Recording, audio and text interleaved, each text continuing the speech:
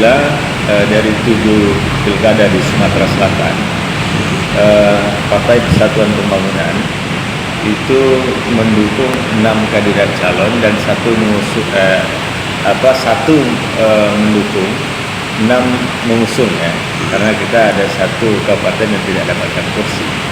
Dari 7 pilkada itu kita 6 yang kita dukung dan kita usung yang menang. Ada satu yang memang belum berhasil di Muratara. Nah, tentunya ini harapan kita dengan kemenangan dari hampir 90% pilkada yang ada di Sumsel yang kita dukung ini bisa membawa kebesaran partai pada ke depannya. Enggak sebenarnya enggak? Ya kalau target semuanya kita harus menang semuanya. Semua yang kita dukung maupun kita usung itu harus menang target kan. Tapi kenyataan setelah hasil rekapitulasi dari KPU, ya dari yang 7 yang kita dukung dan kita usung itu hanya 6 yang menang saat ini. Bukan, memanglah sudah diprediksi kayak itu. Sudah diprediksi yang kita dukung itu maupun yang kita usung itu bakal menang. Kalau dari segi dari kita sendiri Kak. Ya makanya nanti tentunya kan ada evaluasi bersama dari Dewan Pimpinan Wilayah bersama DPC setempat dari kekalahan dari kandidat calon yang kita usung. Nah di situ ini juga menjadi evaluasi kita dalam rangka untuk pemenangan pilkada di 2022 nantinya untuk kandidat calon yang kita dukung.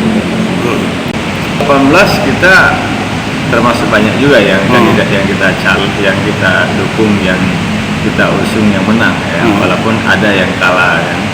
Nah ini juga menjadi evaluasi dalam rangka kita memberikan rekom kepada kandidat calon yang kita dukung pada di 2020 ini.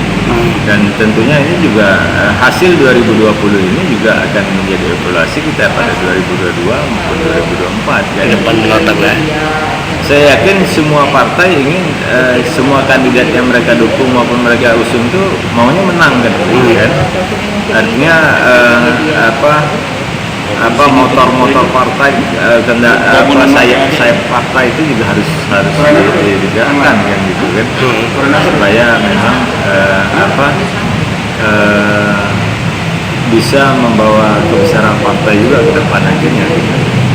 Sampai saat ini P3 di Sumatera Selatan semuanya berkoalisi dengan partai-partai lain untuk memenangkan pilkada ini. Artinya di sini juga ada sumbangsi gerakan yang dilakukan oleh kader partai di tingkat tingkat akar rumput dalam rangka untuk memenangkan kandidat yang kita dukung, karena kita straight kalau ada kader partai yang membelot, yang berpijak pada dua kaki, tentunya akan dapat sanksi dari partai.